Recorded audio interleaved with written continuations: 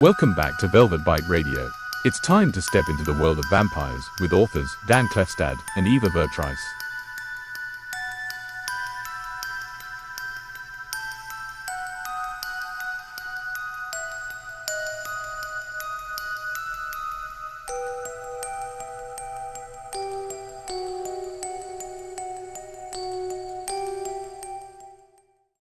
All right, everybody, we're back here, Velvet Bite Radio, and my phone is spying on me. It's trying to say what I'm saying to you right now and send a message to somebody. We don't want that. Oh, that's great. But we have a great show. It's our Halloween month. I have Dan Klefstad and Eva Vertrice here. They are authors of Spooky of the Night. Dan's been on the show before about his book, Fiona's Guardian, and they have just had this big event where they got to listen to talks and amazing conversations. We'll ask them about it, but they've gotten to meet with Bram Stoker's nephew. So I'm going to assume that these guys know their vampire stuff, and we're going to get into and ask them how they came about loving vampires, how they started writing, what their book's about, their podcast, their favorite stuff. In the talk, when most of you stream in, it might take you guys a few moments, but once you stream in, you don't feel free to ask your questions at the end of the show. And before I bring them in, remember the website, melissadonharris.com, down there at the bottom. And then you can always subscribe for free on the Substack. That is melissadonharris.substack.com. There's lots of articles there. I'll be posting lots of articles there. And next Friday, or Thursday, just so you know, I have film director Gary Parsons coming on. We're going to talk Hammer horror and vampires. His father works for Hammer Horror, so he's coming back on the show. He's been on before. So don't miss next Thursday's show. We're also going to have a show on Tuesday night at 7 p.m. Eastern, so don't miss that one as well. I don't want to keep these guys waiting too much longer. Let's bring them out. I want to get into the vampire and the literature. It's my favorite thing. Welcome, Dan. Welcome, Eva. How are you doing? Hi, Melissa. Very nice to see you again. Hi, Melissa. Great to be on. So I'm going to start off first, and I'm going to let Eva introduce herself and her give a little bio, and then Dan, you can after, but you have been on the show before. But Eva, let's tell the audience a little bit about yourself and how you got into being an author. Sure. And let me start with no issues, but it's Eva Vertrice. I'm so sorry. I apologize. No, okay. Everybody gets it wrong. Everybody does. So you are in good company. You're in great company. So yeah, I am Eva Vertrice. I am author of the Fury trilogy. Book 1 of Fury is out. Book 2 will be coming out in January, February. I am the co-host for Vamp Chat with Dan and Eva. Dan Klefstad is my wonderful co-host. And yeah, I am a gothic horror author and podcast of a vampire podcast, co-host of a vampire podcast. I see you have a wall of Funko Pops there. I am a self-proclaimed geek. I collect Funko Pops. I collect comic books. I love them. I even have one that is Eva Vertrice right here. You got a custom one. I was going to do that for my son. I need to do that for him. My son's like really tall, so they need to have like a really tall Funko Pop. Well, my wonderful publicist, Christine, she did that for me for a present. I didn't even know you could do it. So it was wonderful. So cool. That's so cool. Dan, let the audience who haven't heard from you before know your history and a little bit about you. Okay, yeah, I retired a couple of years ago from radio. I've been working as a radio host for 30 years, a quarter century as a morning edition host for a station in Illinois called WNIJ. Moved down to Louisville, Kentucky a couple of years ago, and shortly after that, I met Eva. There's a whole origin story to how the podcast came together, the Vamp Chat podcast. I have a few books out there. I've had some success with a vampire novel called Fiona's Guardians, and last year, Melissa, I promised you there'd be a sequel out, and it's almost ready. I just need to find an ending for it, so I'm hurrying. I'm going to take the month of January, I think, to finish it. It broke a little bit of a promise, but it was probably a pinky promise anyway, wasn't it? It's better to delay it a little bit and have it perfect. That's what I'm trying to do. In his Yeah. defense, the podcast has kind of taken over both of our lives, so it has kind of dampened down the writing ability quite a bit. Well, I should Right. say, yeah, Eva brings up an important point. We are writing, both of us, but a lot of the writing we do now is for the podcast, It's for the whether we're podcast. reviewing Peop- or, People because don't. the podcast is scripted, and it's, Yeah. we try to make it Okay. sound not scripted, but Right. yeah, it's a lot of love and care goes into the show. Well, some people may not realize how much work can go into a podcast. Like I always live stream, but I will do slideshows, and sometimes it takes me days to get my information about governments or this or that or some historical element. It takes a long time, and I'm like, "Whoo, I'm exhausted by the time I start the stream." Yeah. So I think I bet you it's appreciative that you guys put so much work into it. So, big question that everybody wants to know, why vampires? What drew you guys to be super focused on that, to write books and have a podcast? Dan, Eva, you want to wanna go? go first? Okay, Okay. no. You go. I was a kid and I saw this guy, the Bela Lugosi, was on my television. I was trying to figure out who he was, playing some guy named Dracula. And I became really interested in this person who had a very magnetic stare, and his voice was very foreign, and I didn't know where he was from yet. I knew nothing. I was not even a teenager yet when I was watching this. And then I began to learn a little bit more about Dracula and Bela Lugosi and the Universal films that he did, and Universal horror in general. And then I started seeing Christopher Lee on my TV, and playing Dracula. And I thought, okay, I should probably read this book, Dracula. It took me a little while to get through it. I read it in stages over the next year or so. I kept getting interrupted by Stephen King's Salem's Lot. I read and watched the 1979 adaptation. And then Anne Rice. Somehow I got introduced to Anne Rice, Interview with the Vampire and Le Vampire Lestat. Those two books really intrigued me. And I thought, wow, I think I could do this. I should try to write something like this. And it took me a long time. I did not write in the vampire genre for a long time, until the short story that eventually led to Fiona's Guardians came out in 2017, and then the 2020 Fiona's Guardians came out. All right, Yeah. Ava. Well, The for Lure of me, the Vampire. so my mother was very interested in all things horror. So for me, it was Salem's Lot, the movie. The Mhm. movie Salem's Lot came out, and I was fascinated, scared, loved it. The Dracula, the Frank Langella Dracula, I think it was 79. It Yeah. came Yeah. out, and of course, then I was in love. By that point, I was all in. And then being a Gen Xer product of the 80s, you had Lost Boys and Fright Night. Those two sealed my fate. I loved vampires from that point forward. And then I read Dracula, and I have probably read it easily 10 times plus. I've lost count. I try to read it once a year. But I fell in love with it. I fell in love with the genre, and it just kind of snowballed from there. I have not been a writer all my life. Decided to take a break and write a book. It was a bucket list item because I would walk into, we've got an independent bookstore, Joseph Beth's in Lexington, Kentucky. And I always would walk in and look around and be like, it'd be really cool to have a book in here. And so I decided, why not? And I wrote a book and discovered I love to write. And that book was actually nonfiction. And I'd had this idea just percolating in my head, and I decided, what if, why not? And A Fury was born. So that's kind of my story. So when you guys were writing or coming up with ideas, are you drawing from a lot of elements? Do you just have a story that pops in your head, or are you drawing from a lot of different elements out in the world? Is it a multi-factor? Like, what's your creative process generally? You want me to go first? Well, yeah, why don't you go first, Eva? Yeah.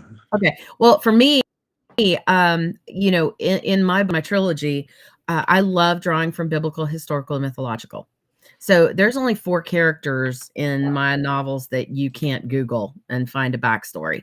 And what I love to do is take that backstory and weave it into my story. So for example, one of my characters is Edward Lee. He was the apprentice to John Dee, who was the first occult advisor to Queen Elizabeth I. He purportedly was working on the Sorcerer's Stone, and his death was rather mysterious. Died at age 45, but there's really no record of it. So, of course, being an author, I can plug that. I can play with that all day long. So, in my story, Right. he succeeded in actually getting the Sorcerer's Stone. So yeah, I love to play with real stories and how I can weave those From into history. yeah. It's so inspiring because that's pretty much what Bram Stoker did as well. So you're in good company. Yeah, absolutely. And Dan does things All a little right. bit differently. Yeah, so I think the very first time I articulated this properly was just this past weekend. Eva and I were driving back from an event with Dacre Stoker in Richmond, Virginia, all the way back to Kentucky. And so we had a lot of time to talk. And it was our first road trip together, actually. And so we asked each other about our own inspirations, how do we write our novels? And I came up with this phrase, which is not entirely original, but in response to Eva's query, how did I write Fiona's Guardians? How did that come up? I said, I like to think of art as concealment. And I realized that the 4 years I spent writing Fiona's Guardians was kind of like a deep psychological look inward. I was really kind of looking at some of the situations I was in at work in my career and in life outside of work, and the idea of a human man, middle-aged, working for a female vampire named Fiona, suddenly kind of made sense to me, and it was something I could explore and tell a much deeper kind of story from using my own kind of experiences that I've maybe repressed or whatever. And I came out with a story that finally satisfied me. This is the first time I wrote a book that I actually liked reading, that I actually believed in, it I actually thought was good, and the first book that I wrote that actually got some very, very good reviews. So whatever method I was using at the time seems to have worked. I think you're gonna like that Dracula: A Love Tale. They have Yeah. a character in there that's kind of Renfield, but not. But it's a Okay. female. I think you're gonna like Wow. it. I think you might like it. It's a twist. It's different, and I thought it was good. Some people might not like it, but I don't want to ruin it. But considering your book, Fiona's Guardian, is kind of like in that theme, I think it was interesting to see them do that twist with Dracula because it's been done so many times. It's like, what do you do now? They're up against a lot when people have done Dracula films over and over and over again. So what do you do? And they did some unique stuff. I was impressed. So I guess I hope you guys enjoy it. I really do. I look forward to it. Yeah. All right. So when you're doing I already asked you about your approach to writing here, but and historical stuff. We'll go on to the podcast because you would think that I decided to run this because my husband was like, I was doing too much politics and I shut it all down. And he was just like, what do you want to do? And he hears me talk about Dracula and vampires all the time. So he's like, you got to start a show. But I still had to have a Tuesday conspiracy show because I have to, because an occult show. I just had to explore that and see where it is in life. But is it hard to run a show on vampires and keep it going, or because it's been done? Or do you find fresh topics for a podcast? Is it? I find so sometimes I'm like, what do I do? It's vampires, but I'm like, you got to think out of the box, Melissa. Well, yeah. We divide the show into three segments. We start with a vampire creative, someone who's either written a vampire novel, or maybe it's somebody who has done something really creative outside of literature. And then we have a segment we call Fanged Folklore, where we get into the nonfiction or anthropological side, the historical side of perceived vampires or perceived vampire panics. And then I guess our favorite segment is when we geek out, Eva. Yeah, we geek out on shows or movies that we like, and we pick. Sometimes we go obscure, sometimes we go not obscure. We did Sinners right when it came out, but then we've done Let the Right One In, for Only Lovers Left Alive, movies that maybe people haven't heard of. Then we have fun because we both admitted our guilty pleasures. We reviewed those, and my guilty pleasure is Dracula's Dog from 1972. It's horrible, absolutely horrible, but I can't quit watching it. And then Dan loves Vampiros los Muertos, starring. Well, love is a strong word. It's a movie that I will watch. And I can't explain why, because the acting is bad, but there are a couple of things about it I like. And John Bon Jovi plays a vampire hunter in this 2000 film, which was supposed to be the sequel to John Carpenter's Vampires. It really isn't. For whatever reason, and I cannot recommend this film, but I will watch it. We just have fun. Funny. We just have fun with it. Yeah. It's funny that you talked about Dracula's Dog, because maybe a few weeks ago I was watching a video where these people went and on location and found where they filmed a lot of stuff. It's in like an old abandoned zoo. Oh it was my on gosh. YouTube. Yeah, they went in there. It was like it's like a zoo. And one of the movies that I like to watch, Count Yorga. Oh yeah. Yes, right. Yeah. Everybody's like, who's that? I'm like, you gotta watch it. It's total 70s. There's something about the 1970s films that I like, and I think it's because they had this free, like they were just shooting raw. They were running out there. They would shoot like a scene in the middle of San Francisco, and then they're like, oh, the cops are coming, let's go, and so you got this real feel that, I don't know. Yeah. There's something interesting budget. about the aesthetics. Yeah. Yeah. They were just hamming it. And then I actually think the second Count Yorga is actually really good. And there's scenes in it that I was like, oh, that's like cold, chilling, and cruel and mean, Yeah. So I was like, oh. Melissa, check this out. to your question about content, I don't see us ever running out of content. And there is a blogger that we've had on our show, Andy Boylan, and he does Taliesin Meets the Vampires. He has done this every, I think, day, although he has moved to every other day for the last 18 years. So, if he can do a blog every single day on vampires, moving, I think, in the last 5 years to every other day, there's enough content out there to find. Yeah, you got to show. Well, I kind of look at it, for me, I think sometimes I just get like podcast block instead of writer's block. And I'm just like, my brain's like, what do I want to do today? I don't know. So that's just me. I get blocked sometimes, and I'm just like, and I just have to push myself to think outside of the box. I certainly like the idea of reviewing movies, but I also love the idea of looking at it from a psychological point of view. And I like to analyze people in history that people are like, could have been a vampire, but then I explain what their personality disorder, what was probably wrong about them. So I get really clinical. Well, do you guys have a fascination with that, with vampires and the psychology of people who kind of resemble vampires?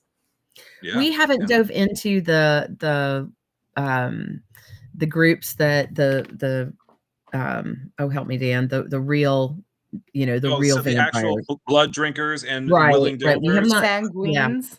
Yeah, we have not. Sanguines. Yeah, thank you. Yeah. Yeah, and I just I think for me it's a little bit of an ick factor. I don't know. I haven't met or been approached by one of these people who was charming enough to explain, this is what we do. It's completely consensual and everything's cool, and we do it, and it's very safe. Because until I meet that person who wants to come on and explain it, then I think I'll say to Eva, maybe we should bring this guy on, whatever. But I just don't like encouraging risky behavior. Yeah, I guess that's.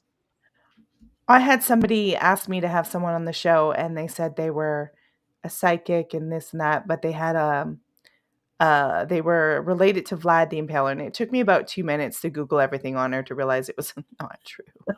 And so I get like when people ask me to do that, I'm like, oh yeah, okay, I'm like, I gotta Google this person. I'm like, should I tell them? I'm like, I'm just gonna leave it. I'll just leave Yeah. it and not have them on. But I was like, okay, no, well, it wasn't just Vlad the Impaler. They were related to Napoleon Bonaparte too. So I thought, okay, this is getting Mm. weird. I gotta go check this one out. That's an interesting lineage, yeah. No, I mean, Yeah. Yeah. at the beginning of each season, so all of our seasons run 8, 9 episodes, and then we take a 2-month break. And all of our season, we sit down and we have what we call our matrix, and we line out every show. Who our creative is going to be, what topic we're going to cover for the Fanged Folklore portion, and then we rotate back and forth as to which, who's going to do the review. And there's been times when we did the Fright Night Fight, where I took the 85 version, he took the newer version, and we compared the two. So we put a lot of thought into our content, and we have to plan ahead, because we have we take in authors, we take in makeup artists. So we've had 3-time Oscar winning makeup artist V Neil on. Mhm. Great guest. We've had PC Cast on. We had, we're getting ready to, on October 20th, have J.R. Ward with the Black Dagger Brotherhood that just got picked up with Passion Flicks. I don't know if you know about it, but it's phenomenal. So, we also take on first time authors, and, but we are very careful and thoughtful about who Right. we bring on, make sure that, they understand when they're going to be on. And then we do research on the Fanged Folklore. So we've had, help me out here, Dan, Michael we've had Bell. Yeah. experts, Michael Bell. Yeah, I'll let you talk about that.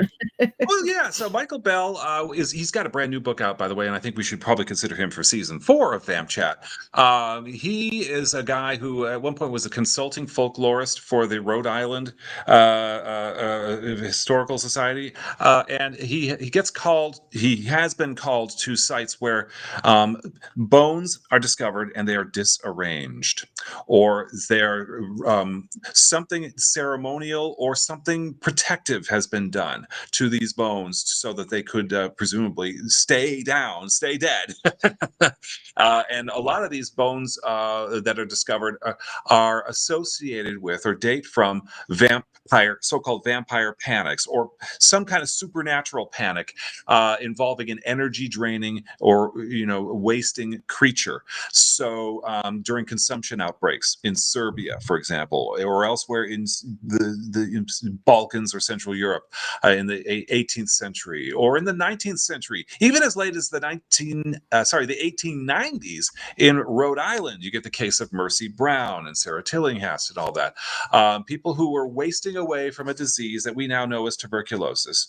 And during their delirium, they're on their beds, their families gathered around them, and then this person who's sick will say, my recently deceased sister came to visit me last night, or my recently deceased mother came to see me last night. And sometimes these people would complain that somebody would be pushing them on their chest, or suffocating them in some way, which makes sense for someone who's struggling to breathe with tuberculosis.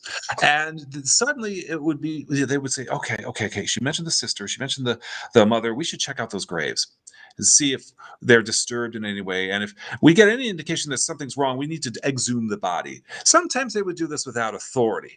Exhume the body, and you kind of know how the story plays out from here. Does the body look fresh? Is there no obvious sign of decay? So maybe a little bit of blood around the mouth or something like that. The nails are long. The teeth appear longer because gums recede when you're dead, and so Mhm. does the skin around your nails. And so they would do various remedies, like put a stake through the heart, or cut out the heart, and sometimes burn the heart, and then sometimes consume the ashes from the burned heart, which they did with Mercy Brown's younger brother. It didn't work. He died. Sometimes they'll, just throw the body in a river, burn the entire body, whatever, cut off the head. Lots of different remedies to protect the community from this unseen force that later became associated with vampires. Yeah. So we've had, we get experts on. We have professors from universities. Right. We have, so it's, and or if we're covering it, we do extensive research. When you talked about what it takes to put on a podcast, we do Yeah. extensive research on the folklore, the Manananggal out of the Philippines, and Yeah. just the various countries and their different takes on, which is really interesting because so many countries have so many takes on the vampire, or something vampiric like. Yes. So we have to do extensive research, and then of course we actually, if we're having an author on, we read their books. Like we don't just go in Right. and oh, we'll just make up something. No, we actually read the books, and we want to know what's going on in the story, so that when we're having those conversations with authors, we're able to interact better. So it takes some time to do that, but we're very Yeah. thoughtful in our content. And this Well, I explains like why the the way you show is. have it lined up. No, go Mhm. ahead. Sorry, Dan. Go So ahead. sorry. Just a quick add on. This is why we go on every other Wednesday, typically, not every week, because it's just the Yeah. amount of labor involved. So It's a lot. It's a labor of love, and it's like understanding why I like the way you're structuring it out, and then you take that sort of 2-month break, recovery and research, right? yeah. Have you guys ever had a guest or a situation that would like totally surprised you, or it was like totally weird? It wasn't what you expected. It just went whoop the total wrong way. Well, our I don't. our very first guest didn't show. That That's was right. that was the best one.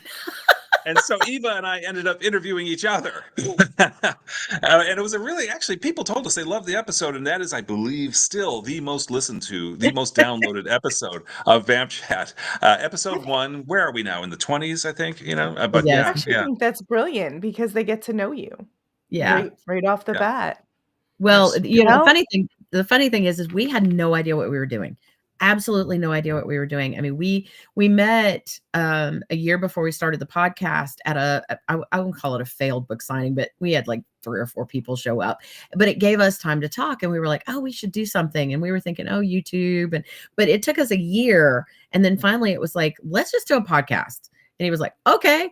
And we had no idea what we were doing. We didn't know how to work Podbean. We didn't know. And so I tell everybody, the whole first season, you get what's called the pre-game show, is what I like to call it. So before every episode, it's like, "Are you there, Dan? Are you there? Can you hear me? Hey, I can't work this thing. Guest here. What's this button here?" And I've often Yeah. said, I'm going to go back and dub over it with music, and all the fans are like, "No, leave it that way." And so you get to see our progression to where in season 2, we now have music. We have an intro and an outro.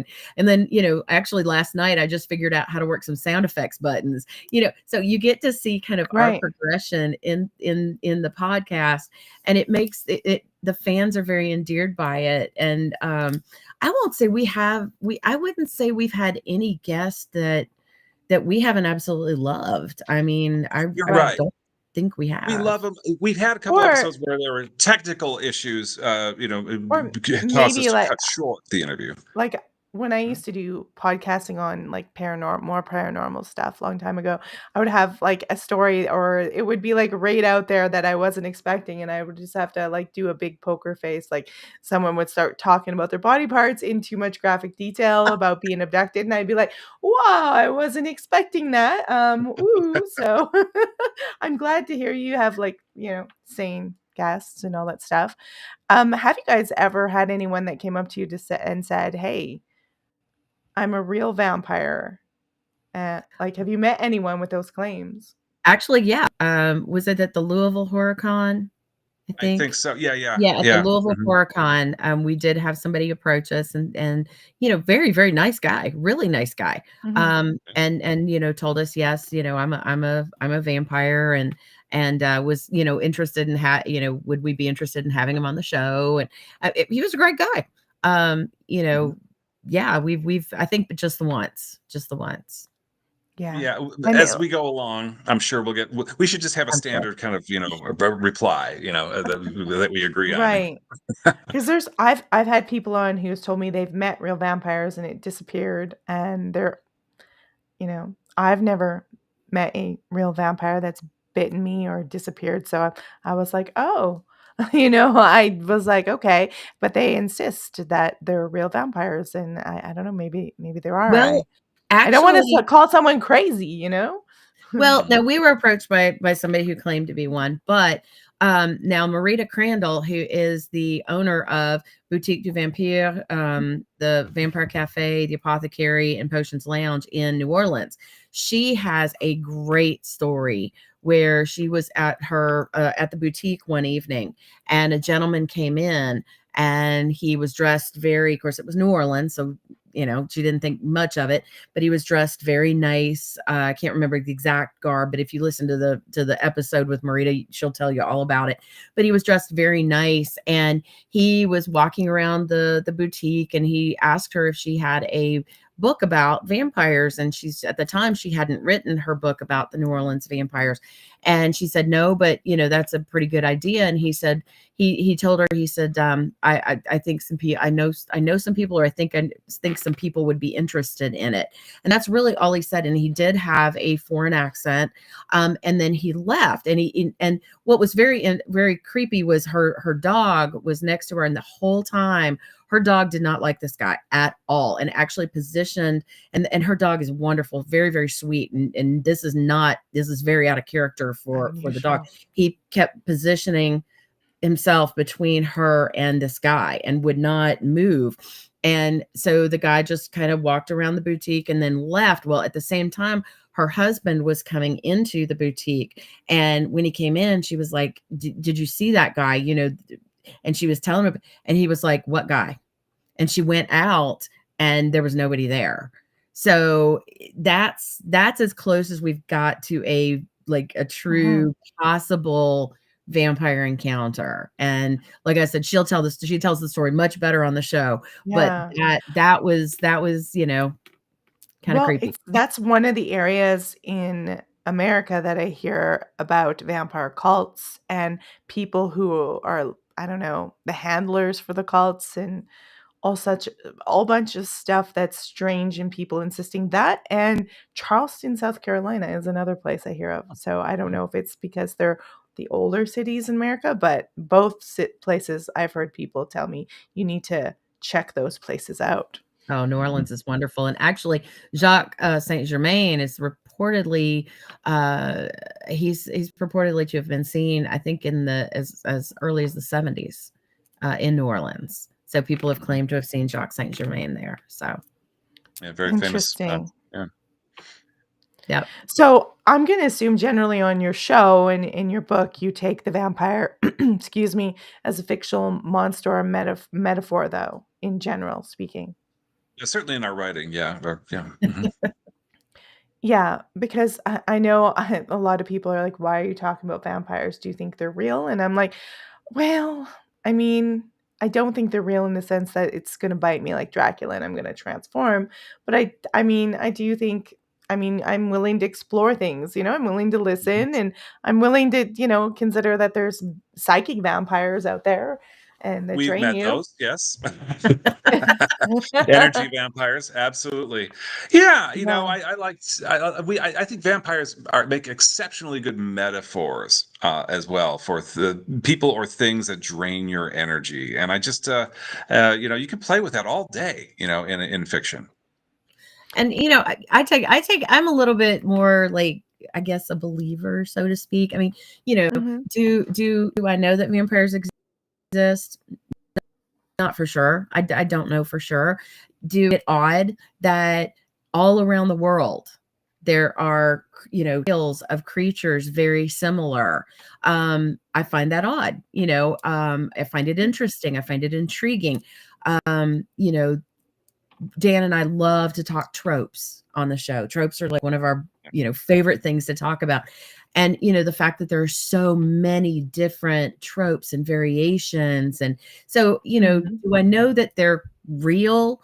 I don't know, but they're real enough that they've captured the imagination of so many people, and so many people have embraced them and have evolved them in different fashions with different characteristics and traits. So, that's, I think, what's endearing. They're immortal, like their lives. And so for me, I'm would I love to meet one? I don't know. Do I necessarily know that they aren't out there? Right. No, I don't know that they're not out there because there's just so many legends and tales. A lot of things are based on truth. So what isn't? I don't know. Well, you know what? I always found the story of Bram Stoker's Dracula with this elite upper crust sort of a regal prince type person being in this castle and preying upon everybody. I was like, that is just such a historically accurate metaphor. I often wonder if they really aren't vampires. And then when everybody finds out that, yeah, it's linked to a historical figure who may not have drank the blood and transformed people, but he certainly has a bloody history. Yeah. It makes you go, that's very clever. Well, actually, at the time that Bram Stoker wrote Dracula, it was not linked to Vlad the Impaler. That's right. It wasn't. That wasn't until, help me here, Dan. You're better with The dates. Yeah, it was a little bit later, but I think Bram Stoker was much more, or at least equally as interested in Irish folklore and legends that he used that kind of helped support some of his storytelling. But yes, he was also deeply fascinated with Transylvanian lore or Wallachian lore, and I think the two just kind of meshed together into something really, really well. And Obviously, a story that's great. didn't the actor Henry Irving really inspire the character quite Yeah, in there depth? are notes pretty much. There's a lot of evidence in Bram Stoker's notes that his grand nephew Dacre Stoker presents.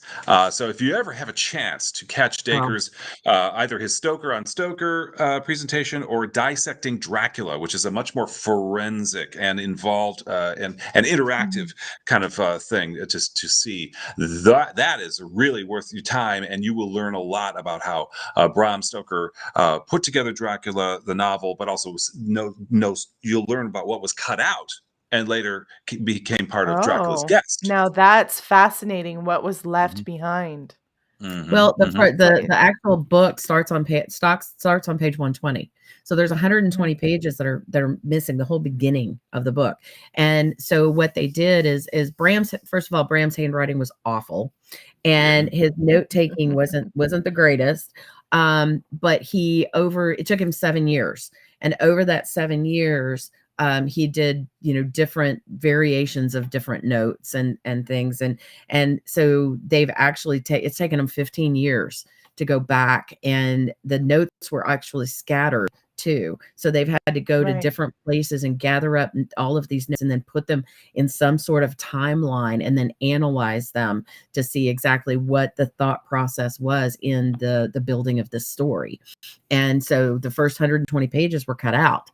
And those ultimately, they believe, became Dracula's guest.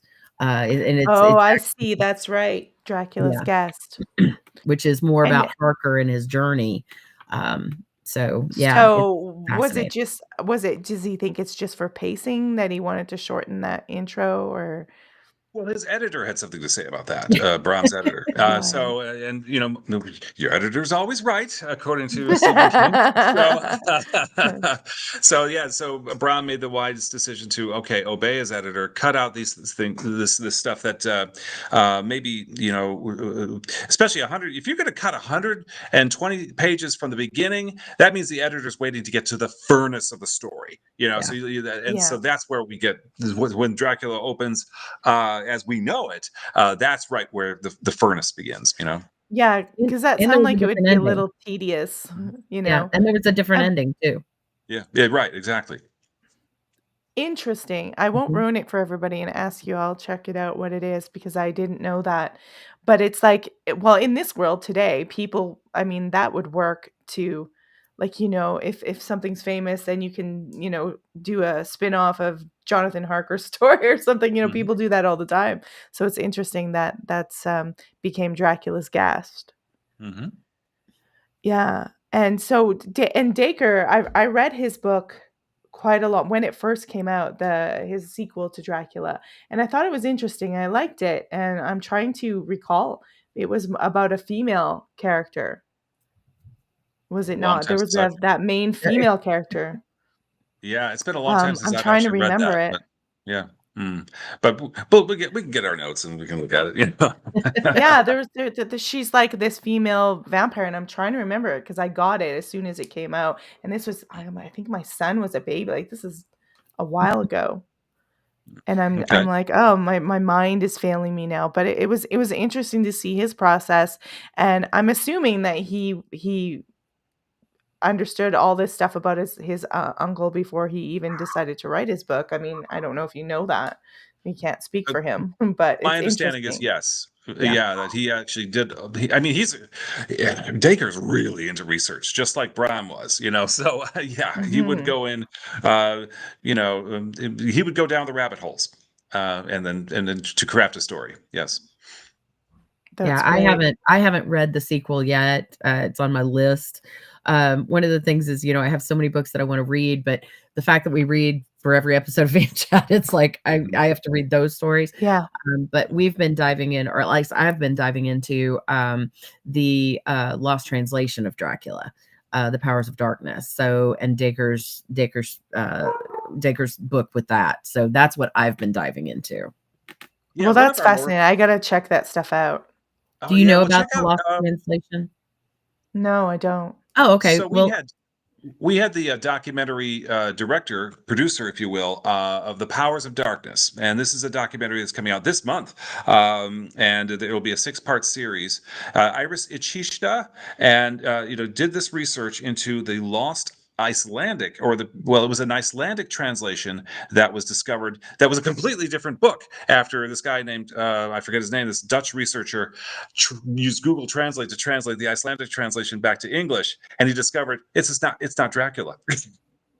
And Oh, this Icelandic translation was based on an earlier Swedish version of Dracula. So it gets really murky. This is the biggest literary mystery of our time, Melissa. yeah, It's so exciting. I encourage you to either listen to our own interview with Iris Ichishta, the Powers of oh, Darkness podcast, or listen to the podcast yes. itself when it comes out. Yeah. yeah. So what I'm happened is, writing that down. in the early 1900s, 1903, I think, when Dracula was produced, it was translated into 30 different languages, and everybody just assumed. I mean, how many people actually speak Icelandic? So, so this book, that was Mhm. translated, and it's called, it's supposed to be Dracula that we know, has actually never been out of print. It's been on the shelves in Iceland all of this time for over 100 years. And it wasn't until 2014 that, somebody decided, hey, I'm not sure why they decided to retranslate it back into English, but from Icelandic. But when they did, it was like, oh my gosh, this isn't Dracula. And so this other story has been on the shelf in Iceland. They've been thinking it's Dracula this whole time, and it's not the Dracula that the rest of the world knows. And then when he published his findings a week later, another gentleman came in and said, wait, this is an abridged version of a Swedish translation of a Swedish story, a translation of Dracula. And so, now we have a longer Swedish version, and we have this, abridged version in Iceland. Everybody has, assumed this is the regular Dracula, and nobody can figure out what happened, like why. It's different characters. It's a much more violent, more political story. It's really interesting, and so they're trying to figure out. There was a foreword in the Swedish version that was at the initials of the foreword was BS, but they, for Bram Stoker, but they don't believe that he actually wrote that. They have evidence to pretty much confirm that it wasn't him that wrote the foreword. So it's like, Right. okay, who did write that foreword? It is like Dan said, it is the greatest literary mystery of our generation. It's like, where what happened? So, and did Bram Stoker know about it? They say that they believe that he did know about it, but Have they published it in English? Like, is it that's what Mhm. that book's about? So you can go Yes, check it look out. up The Powers of The Darkness. Powers of There's two Darkness. books. There's two books. One Wow. is the story, and then the other one has a foreword by Dacre and the author. So, and the gentleman who translated it back. So, yeah, So definitely. besides Dracula, we'll leave him out because he's usually everybody's favorite. He actually doesn't appear. He doesn't have massive time in the book. But who's your favorite character in the novel? I'm gonna say the novel because that's the standard. Most Hmm. people don't. Most people don't Mhm. even know all the characters in the novel because they're used to the movies. I'm going to say Abraham Van Helsing. Mm. Van Helsing is He's a probably a good cool character. character. Yeah, yeah. I love Renfield. He's a I great character. really love Renfield. I love the character of Renfield. I love the, lives, and the consumption of the whole thought process of start small, the fly, and then the bird consumes the fly, and then the cat consumes the bird. You love the madness Isn't behind that isn't character. there like a nursery rhyme or child story that could something like that, swallowed a fly and Right, it gets yeah. bigger and bigger. Yeah, right. It's like that's like the creepy, insane I version of it. I forgot about that. Yeah, you're right. You're right. I'm gonna have to Yeah. look it up. Most When I nursery first saw that and I saw that in the Bram Stoker's movie, I'm like, "This reminds me of a nursery rhyme that I heard when I was a kid." Yeah, most nursery rhymes do seem to have dark origins, or at least a Mhm, dark underlying message. I've noticed. Yeah. mhm. Yeah, Okay, well, so great. my friend who's actually from London, England, Matthew Lamblin, would love to read the Icelandic version. Matthew does a lot of occult stuff and he does a lot of research on Viking northern kind of pagan culture. And Mhm. so I bet he's going to dig into that one. Thank you for the comment, Matthew. Yeah, it's Renfield's a great character.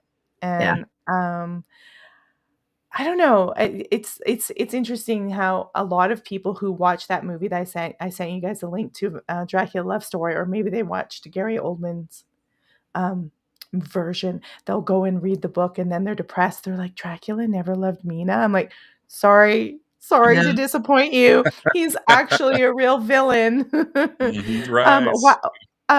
What do you think about that kind of evolution of that character where he becomes this romantic hero? We did some talking about this weekend, this very topic, and both I think Eva and I love to talk about how the vampires, not just Dracula, but vampires evolve in popular culture, or sort of kind of, they just ebb and flow with the times and the reader's expectations. So we did see that period where when Nosferatu came out in 1922, we have a very bald-headed, pointy-eared, ugly, monster with rat teeth and everything like that. And then that slowly evolved, to the suave Bela Lugosi, who doesn't have Fangless. fangs. Yeah, Yeah, he's fangless. fangs. He doesn't have fangs.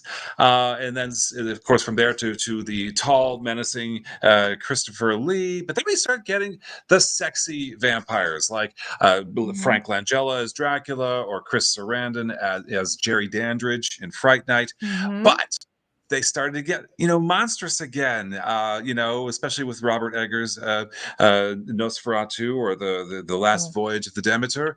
I think that mhm, we're back to sort of the ugly, monstrous version of the vampire until Sinners came out, and that interestingly mhm. brought an interesting wrinkle to the entire vampire universe, I think, and it really kind of sort of blew things wide open, and just kind of said this could go.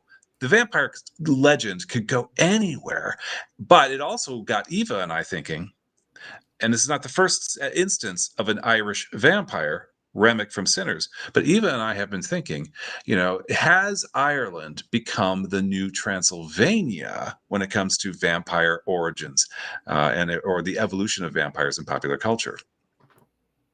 Interesting. Ireland, well, I guess Bram Stoker's from Ireland, so that makes sense, and they have so much folklore and Well, you heritage also there. Angel, the vampire Angel is Irish. You Mhm, have, Remick from Sinners. You have, Cassidy from Preacher. You have several different, uh, very Irish vampires, and, a lot of the tropes, a lot of things come from Celtic lore, come from different, Irish folklore. And Dracula from Transylvania, but then you have so much from Ireland, and we are starting to see an emergence of more Irish vampires. So, interesting. Oh, it and then is. another Yeah. another evolution that I see, and one of the things that we've several of our guests have talked about this as well, is that, one of the reasons that they love the vampire is because for every, when we talk about the evolution, there's a vampire for every generation. Every generation has their own version. And what I find fascinating is that now with the younger generation, anime has become huge. A lot of kids are embracing anime now. And so watching the different vampire, like anime Alucard films, or something. yeah, it's just, and then you have the rapper, the anime rapper Rustage, who now does, there's a song called Blood that is based on one of the anime. And, it's neat to see this whole other evolution of animation come to life. And then of course you've got like Hotel Transylvania and, the just really popular animated vampires. Well, I'll tell you, Luc Besson just pushed out the romantic vampire again in Okay. full force. Yes.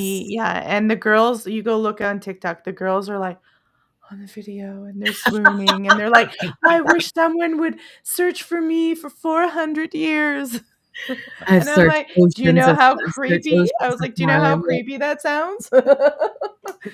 Stalk me for 400 years. The ultimate Like stalker. Yeah. Well, I always find it interesting. When I was young, I love that because Bram Stoker's Dracula, Francis Ford Coppola was one of my favorite movies. I was like, 15 or 16? And as an adult, I'm looking at the behaviors and all the relationships and all the girls swooning on these vampires. I'm like, that's actually really dysfunctional, Melissa Dawn. Like, what were you thinking? What's wrong with you? That's an unhealthy relationship. It's still fun. Still fun. It's still fun. Yeah. It is, but I'm like, yeah, you gotta keep it in the fiction, girl. Yes. So, I mean, we kind of talked about that, about the enduring thing of the vampire. Is there anything else you want to say why the vampire endures? So, in culture, is it just because it's this great transformative metaphor? I'll let you take this one first, Eva. Oh, I think it's, one is, everybody's got the fear. Well, I won't say everybody, but most people have the fear of death. And so the ability to live forever. One of our vamp chat, we ask all of our guests 4 vampy questions. And the last one is, would you want to be turned into a vampire and why? And we get a very mixed bag about it. Some people are like, yeah, absolutely. We'd love to be turned into a vampire. And it's primarily because they want to learn and they want to experience things. And then there's other people that are like, no, absolutely not. And it goes from, depending on the type of vampire I'd become, I don't want to turn into a monster, to I don't want to be around when everything I love is gone. And I think that's one of the enduring things about vampires is that, what if, would you, if you could, and that's, facing that mortality of life. I think that's intriguing to everybody. I think that's one of the reasons why the vampires just keep kind of coming around and, I think, I find it funny on Blade, on the movie Blade, some vampires turn into, the beautiful vampire, and then others, something goes wrong and they turn into the mindless monsters that aren't, they put them down in a pit. So it's kind of like, what if, if you had, well, if you were bitten, would you guys fight it, or would you want to be a vampire? Or would you be like Louis and be like, no, I'm cursed forever? or like what? Like the first empathetic vampire was Barnabas. He was cursed. He couldn't stand it. Right? Right, exactly. How would you feel about it? How would you feel about it? So one of the other vampy questions that we have is, are you Team Louis or Team Lestat? And so I am Team Louis. Okay. If bitten, I would do it. I would go for it. I love Louis. I love that devil may care attitude. I love just everything about him. Is that Lestat?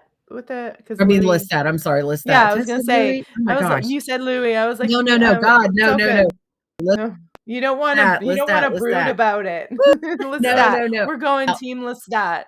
Dan is Team Louis, and I'll let you Well, I'll let you defend yourself. yeah, and it's the least popular choice, I think, among when we go to conventions or horror cons, we have a board, a little cork board with pins, and it's Team Louis and Team Lestat. We always ask people, "Are you Team Louis or Team Lestat?" as they walk in by the table. It's a great way to engage people, and Lestat wins by a country mile all the time, But for me, I like. I guess it's to a certain extent I can be a brooding person, but I like the wrestling with the notion of whatever shred of humanity you have left after such a transformation. How do you manage that? And I do as a viewer or reader, I like characters that have empathy. And I generally think that I generally run away from those that don't. So Louis gets some points for being an empathetic creature, I think. So, yeah. There you go. So now, since we're talking about Interview with the Vampire, if you could interview any vampire from any movie, any novel, or anything you've ever read and bring them out into the real and onto your podcast, who would you want to interview? Wow. You go first, Dan, because I'm going to have to think about this one. Okay. I'm trying I'm to going think. to probably have to say, did you say from Dracula or any universe? Anyone, Any- any book, film, whatever you love, or any compelling character you're like, I'd like to get into that guy's mind I'm going to go with safely. something kind of random, but also kind of interesting. Lord Ruthven from John Polidori's 1819 novella, The Vampire. Okay. One of the Are you first really vampire Lord Ruthven? Are you really Lord Byron, as Polidori says you are? Yeah, that would be well, that was one of the first vampire books, right? One of in In literature, or were English, there any before certainly. that in Yeah, English? so Okay. I'm unaware of an English vampire story, English language, before Polidori's 1819, The Vampire.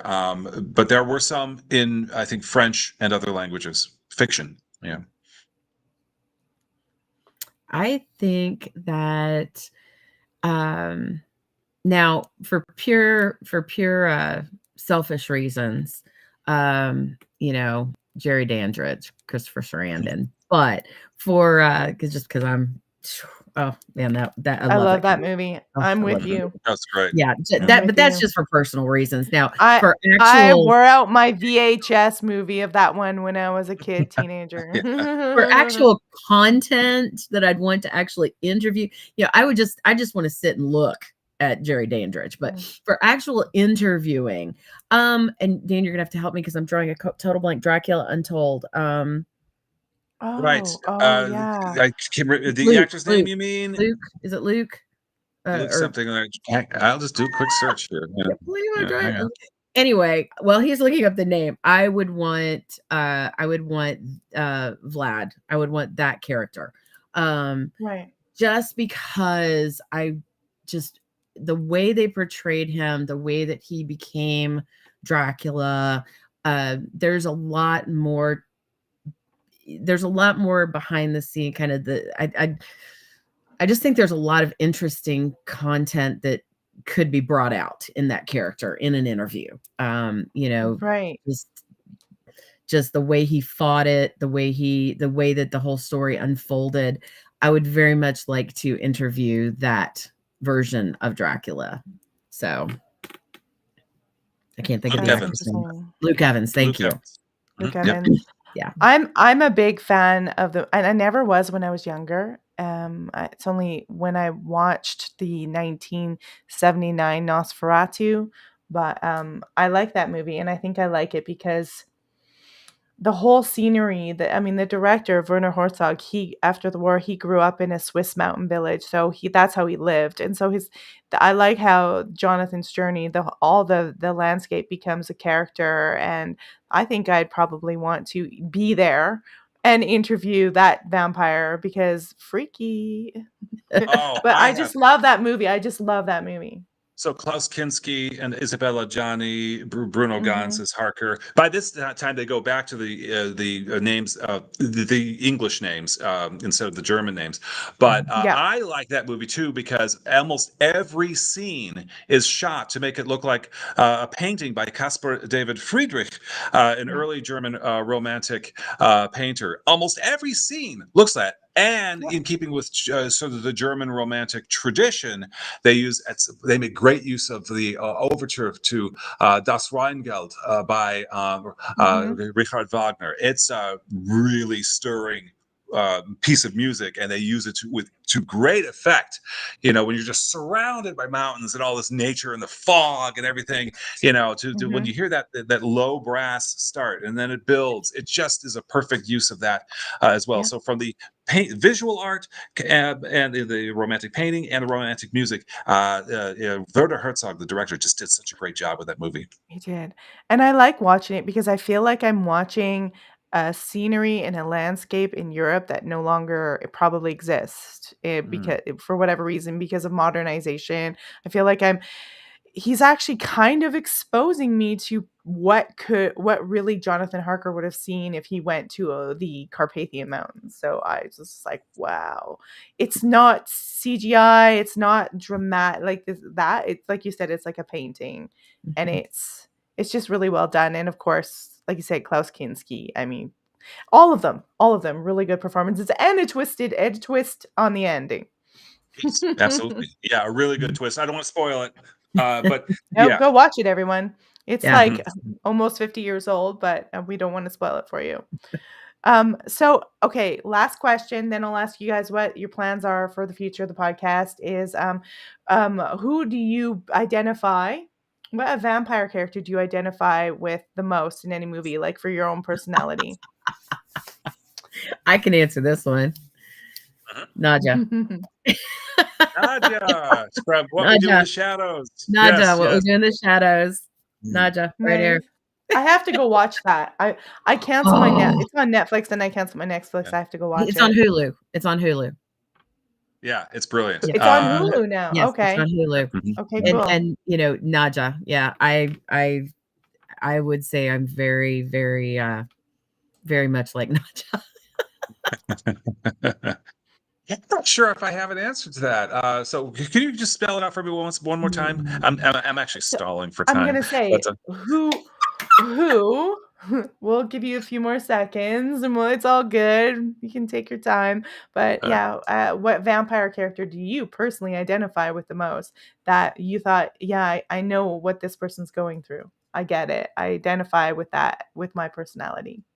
I'm going to I know actually, who I would say for you, but yeah, I'm going to actually give you an odd twist of an answer. I actually identify with vampire hunters more than I do with vampires, which is, I guess, Good. a bit of blasphemy for a co-host of Vamp Chat with Dan and Eva Barnes and a vampire author or whatever.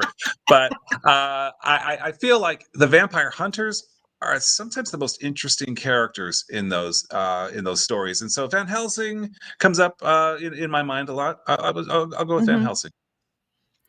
if I were if That's I a were great gonna character. if I were gonna Mhm. pick a vampire for you though, it would be uh Dark Shadows. It would be Barnabas. Barnabas. Barnabas. I love Barnabas. Barnabas. I love Okay, okay, Barnabas. okay, okay. We're This came having out of a the Dark blue. Shadow show, by the way, on the 30th. So, I will be listening. But can I ask Eva? yeah, Can I ask Eva? Where does it come from? Barnabas Collins? Me? I don't know. It just I think it's It's I think it's interesting. the way you talk, the mannerism. I don't know. I just kind of I picture you kind of as Barnabas. Or Jonathan Frid. Yeah, yeah. Jonathan Wait, Frid. Yeah, He's very Shakespearean. He bought yeah, Shakespeare to yeah. vampires. okay, So, yeah. so I'll good. accept that. I like that. In fact, I'm going to change my answer. Jonathan Frid's Barnabas Collins. That's who I identify with. The first, I guess you could say that Fallen Vampire. He was one of the first where they kind of humanized him. Yeah. Yeah. to great Yeah. effect. And Jonathan Frid Yeah. was really great in Yeah. that role. He really was. I think he was a little bit dyslexic, and they would have cue cards, and he would trouble Mhm. remembering stuff, and they would have cue cards for the lines, and he was like, "Oh my god." Like, so when you first watch his character and he seems like he's, like, sneaky and trying to hide stuff, it's because he's nervous as hell, and they're Yeah. just making them run through, and they didn't have time to edit like in a movie, and he's like, "I really was nervous, but not because I was a vampire." You know, I went ahead and I had seen most of the episodes, before, and then one day I stumbled upon The House of Dark Shadows from 1972, roughly. I think it was right as the series ended. Yeah. They did a 2 hour, maybe a little more than 2 hour movie, and it's basically the entire 6 seasons or whatever has basically encapsulated in this Yeah, 2 hour they movie, shove and it it just in. totally works. It's a pretty darn good movie. Jonathan Yeah. Frid, most of the other people in the series are in that, and There's a it's second one. There's another one too. There's a second movie they did, but Jonathan Frid's not in it. It's the guy who plays Quentin and Lara, whatever is in it. So there's another one. It's House of Dark Shadows and it's something else, Dark Shadows. There's a okay. second one that they did. And yeah, the movie though that they did is a lot more, it's like more violent. That's all I'll say. It's a little more Mhm. graphic than the Yeah. TV shows. They were able to do that. All right. Yeah. So what's happening with writing or Vamp Chat or future? Or where can people find you? Or what do you do next? Can they meet? Do you go to like meetups or what's happening? Well, we have Scarefest weekend coming up, a major horror con in Lexington, Kentucky, October 17 to Ooh. 19. Eva and I have a table. We'll have a table there. We have media passes. Go ahead and continue, Eva. I've got to plug in my computer, which is now really running really low. Give me a second, okay? That's all right. So we have media passes. We have, like I said, our Vamp Chat table. We actually have a Vamp Chat crew. So we have a cameraman that is going to follow us around. So we have a crew of 4. They'll follow us around as we interview different, at Scarefest is going to be Jason Patrick, Billy Worth, both from The Lost Boys, Michael, and then the dark-haired Nice. vampire, and then Juliette Lewis, and there's a bunch of celebrities there. So we're going to try to get interviews with them. We're going to be around that event. We as far as what's coming up, we have 2 more episodes of the podcast this season. And then on January 29th is our big episode with J.R. Ward. It's October 29th. October Yes. 29th, yes. Like I said, she's the author of the Black Dagger Brotherhood series. They just adapted it on Passion Flix, and trust me, it is worth the $4.99 a month. Download Passion Flix and check this story out because they stick very close to the books. It's phenomenal what they've done with it. And then we are looking at I think Scarefest is our last. This year. Our last big public event. We've already done several. And then next year we will be doing something January with Dacre Stoker and Jeffrey Holmes. Yeah, we're trying to set up the dates around that. Then we're looking and that will at be in New Orleans. Yeah, we'll be in New Orleans for that. And then we're just building out season 4. So sounds like you're very busy. Yeah. And then next July, the Imaginarium convention, we will probably do another live stream in front of a live audience, like we did this past July. So Imaginarium convention, third weekend in July. It's a huge creative convention for authors, podcasters, poets, filmmakers, game designers, and fans, people who come in and cosplay and do all that stuff. It's really great. All right. So what is where can people find you on your website? Everything is Vamp Chat with Dan and Eva. Everything. So it's Vamp Chat with Dan and Eva.com, Vamp Chat with Dan and Eva at Gmail, Vamp Chat with Dan and Eva on Podbean. You can find us on any major streaming service, Spotify, Amazon, Apple, all of them. But you can watch us. You can hear us live on Podbean. So, but everything, Instagram, Facebook, everything is Vamp Chat with Dan and Eva. So, well, that is awesome. I want to thank you guys for showing up and taking your time out to talk to me tonight. That was amazing, and I wish you guys all the best luck with everything in the future.